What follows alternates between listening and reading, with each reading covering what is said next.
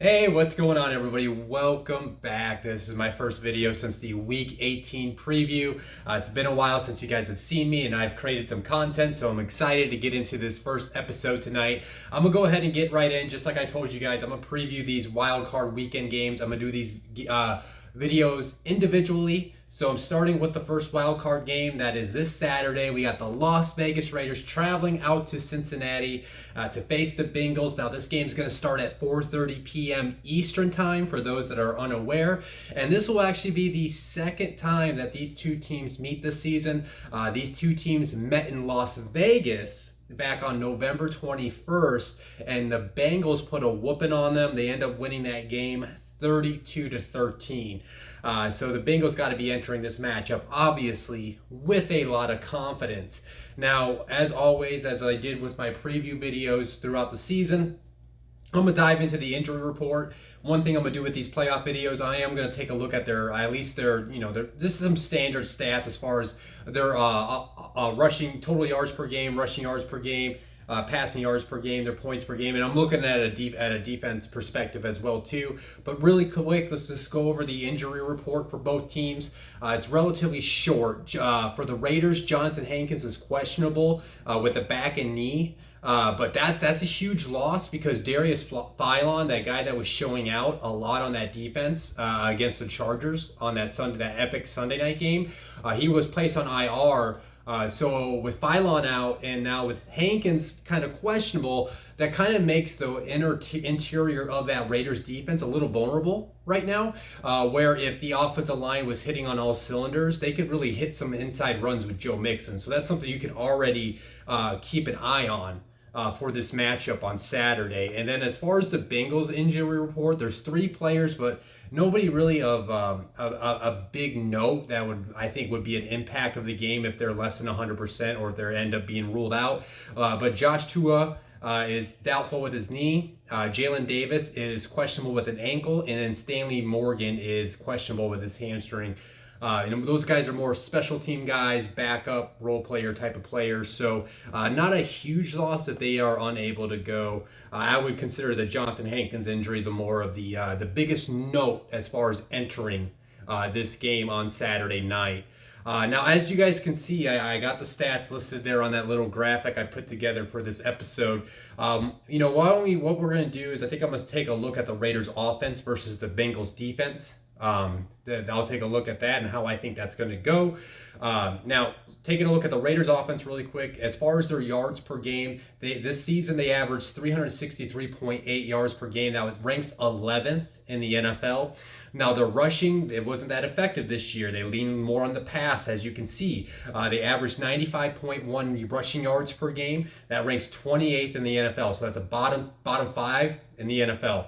In terms of rushing. But what's crazy is Josh Jacobs is a really good running back, right? When he's healthy and when everything's clicking, he can really take over a game. I mean, we saw how effective he was against the Chargers on Sunday night. And then as far as their passing yards per game, like I mentioned, they leaned on that more this year. They've averaged 268.6 passing yards per game. That is 6th in the NFL. So they are comfortable putting the ball up in the air if they have to.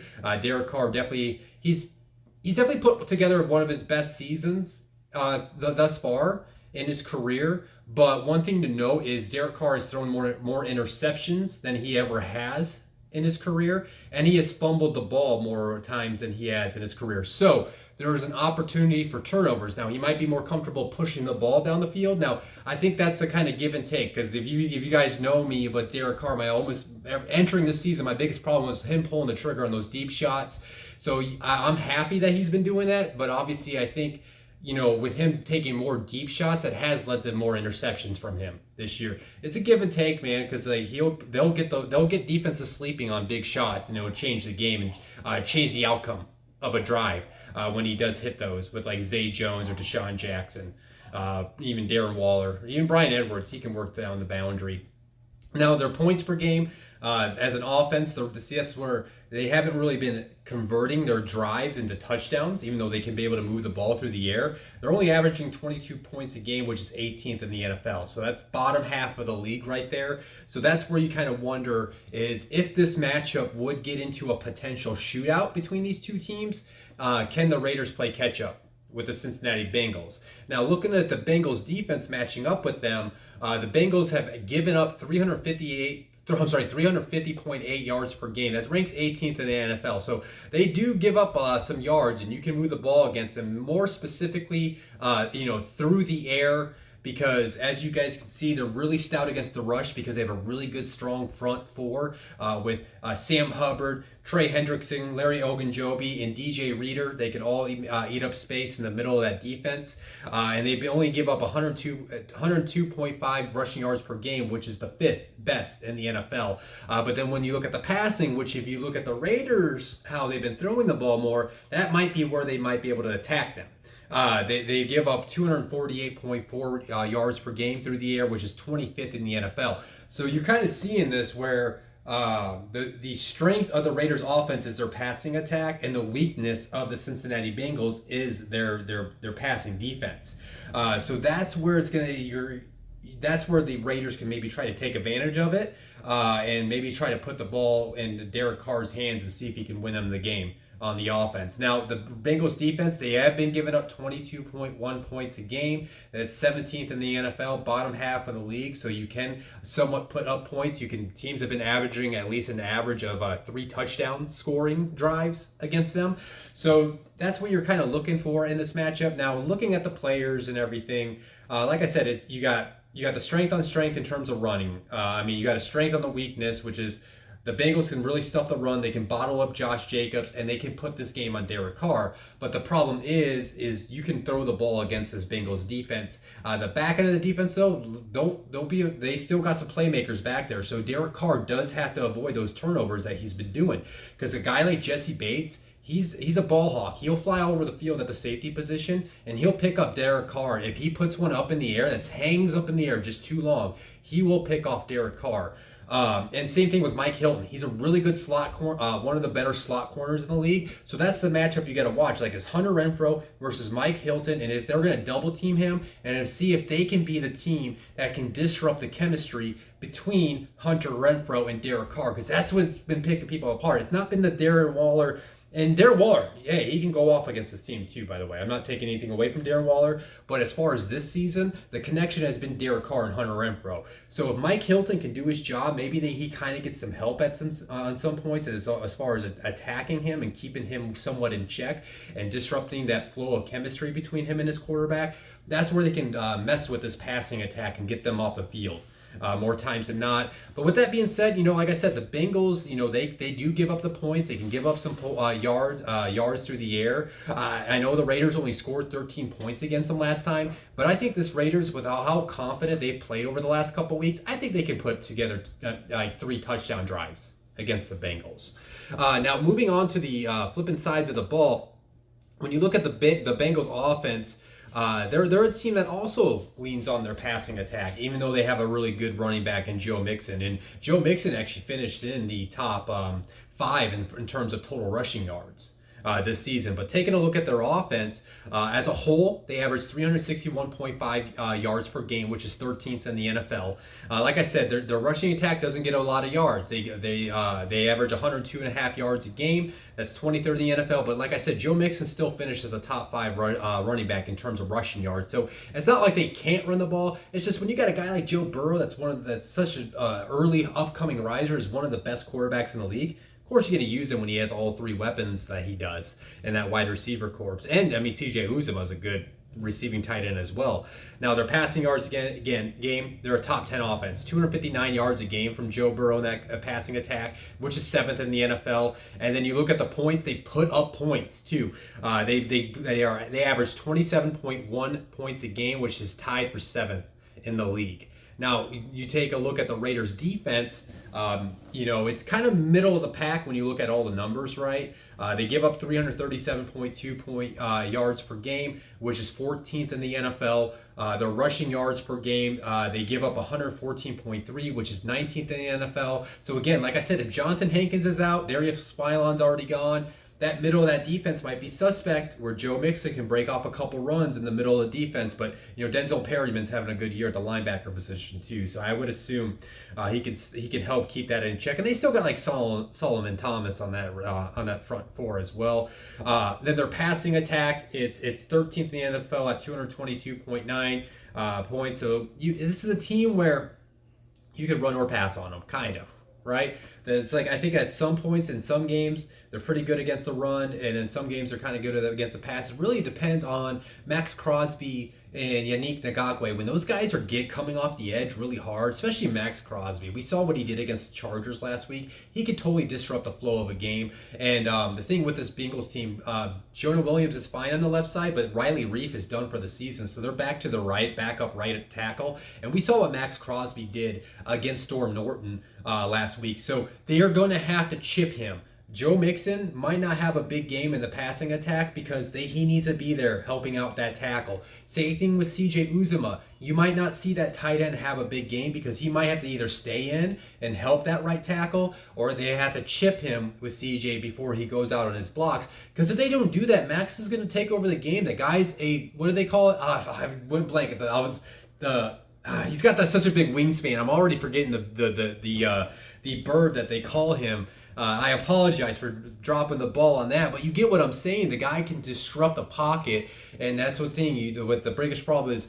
Yeah, the Bengals offensive line has played a lot better than what most people thought this year, but they are still suspect of getting early pressure to Joe Burrow. And really quick, so this is the problem with the defense with the Raiders, is they give up points, right? They give up 25.8 points a game. That's 26 in the NFL. The Bengals are average 27. So if you look at those numbers and you look how Joe Burrow's been playing throughout the year, especially in these big time matchups, dude, I think they're going to put up those 4 touchdowns again and get close to the 30-point mark again, like they did earlier when these teams faced against each other. Because the thing is, okay, so Casey Hayward, he can help keep one of those wide receivers in check. I like Trayvon Mullen as well. And Nate Hobbs, that rookie nickelback, he's been doing fine. So can Nate Hobbs somewhat keep Tyler Boyd in check as well? So how are those cornerbacks going to do? Can the safeties make sure they help out those guys? And then can they keep Jamar Chase? And he's such a unique player already, right? As a rookie wide receiver, we've seen him take off a top of a defense. We've seen him take a slant route and just take it to the house with his explosiveness in open space is very impressive. So can they keep those 3 wide receivers? Because they have such a variety of way that Joe Burrow can pick your defense apart. He's got the big body presence in 2 guys, CJ Uzomah at the tight end position and T. Higgins. T. Higgins can completely dominate the boundary, and he's a really good red zone threat. And if there is a height differential between the cornerback and T. Higgins, we've seen it before. Joe Burrow will just throw it up there and give him a shot, and T. Higgins can go up and win those 50-50 balls. And then, like I said, it doesn't matter who Jamar Chase is on. They probably want to make sure they have double coverage on that kid because he can probably he's more than capable. I don't know what the record is, but having some type of playoff record for rookie wide receivers in his first game, I could see that happening. I think they're gonna pick them apart in multiple ways. I think they're going to figure out a way to get the ground game going with Joe Mixon so that can help take off pressure of Joe Burrow. And then when they get that going, that's going to feed off the play action. That's going to work into screen game to Jamar Chase. They're going to take him over top of T. Higgins. I think Tyler Boyd's going to have a nice little day in the slot. And I think they're going to get that 4 touchdown mark. So yeah, I am going to go ahead and pick the Bengals. I do think they're going to win at home. And the one thing too, before I forget, I want to mention is sometimes you see teams that win these very emotional walk-off wins, kind of like the Raiders did against the Chargers. And then the next round, or not, well, I'm kind of talking a playoff. That was basically a playoff game, right? The Raiders and Chargers. And then the next game, they kind of drop the ball. Just for example, remember the Minneapolis Miracle when Stephon Diggs had that, crazy Hail Mary touchdown. And then the next game, they just laid an egg against the Eagles. So that type of stuff happens quite often in the NFL. The Raiders had not only had to beat the Chargers, but they had that close walk-off win with a field goal win over the Colts that way. That's back-to-back weeks. This team has gone through a lot of emotion and exhausted a lot of energy. And the Bengals didn't play anybody last week, so they're well rested, right? So I think that's going to somewhat factor into this game when you look at the human element of this matchup. So with that being said, like I said, I'm gonna pick the Bengals to win this. I love Joe Burrow. He's one of my favorite quarterbacks in the league already. I think the Bengals win like a 31-20. I'll say they get a 31-24 win for Cincinnati. So this is the wild card preview video, guys. I'm gonna be doing these all individually. So I'm actually gonna go ahead and hop off here so I can record the Buffalo Bills and Patriots video and get that out for you guys. But really quick, if you enjoyed today's video, this one, please hit that like button. As always, if you have not subscribed to my channel, please hit the subscribe button so you can keep up with all the playoff preview videos that I'm going to be doing throughout the month and all the future content that I have planned for the upcoming draft season. Other than that, like I said, I'm going to get off here so I can get this edited, uploaded, and also get that Bills-Patriots preview in for you guys tonight. I'll talk to you guys soon, so peace out.